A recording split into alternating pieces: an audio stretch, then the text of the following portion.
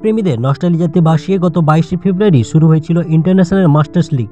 এই লিগে অংশ নিয়েছিলেন ভারত, অস্ট্রেলিয়া, শ্রীলঙ্কা, দক্ষিণ আফ্রিকা ও ওয়েস্ট ইন্ডিজের কিংবদন্তি ক্রিকেটাররা।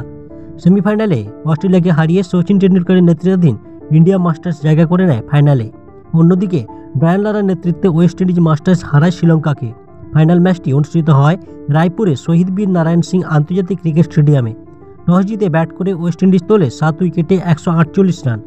ডোয়েন স্মিথ করেন 45 ও লেনসেন্ট সিমন্স 57 রান করেন। ভারতের হয়ে বল হাতে নজর কাড়েন বিনয় কুমার 3 উইকেট ও শাহবাজ নাদিম 2 উইকেট। জবাবে ব্যাট করতে নেমে ভারত সহজেই লক্ষ্যে পৌঁছে যায় 17.1 ওভারে। ওপেনিং জুটিতে সচিন টেন্ডুলকার 25 ও অম্বতি রায়ডু গড়েন 67 রানের জুটি। রায়ডু খেলেন দুর্দান্ত 74 রানের ইনিংস, যাতে ছিল 9টি 4 ও 3টি 6। তার ইনিংসেই ফাইনালে ম্যাচ জয়ের ভিত গড়ে দেয় ইন্ডিয়া মাস্টার্স। শেষ পর্যন্ত যুবরাজ সিং ও স্টুয়ার্ট বিনি দলকে পৌঁছে দেন জয়ের লক্ষ্যে। সোশ্যাল মিডিয়ায় উচ্ছ্বাসে ভেসেছেন ভক্তরা। সচিন লেখেন, সময় যেন পিছিয়ে গিয়েছিল। যুবরাজ বলেন, সবাইকে ট্যাগ করতে পারছি না কারণ সত্যি ক্লান্ত। মাঠে ফিরে আসা এই কিংবদন্তিদের পারফরম্যান্সে খুশি গোটা ক্রিকেট বিশ্ব।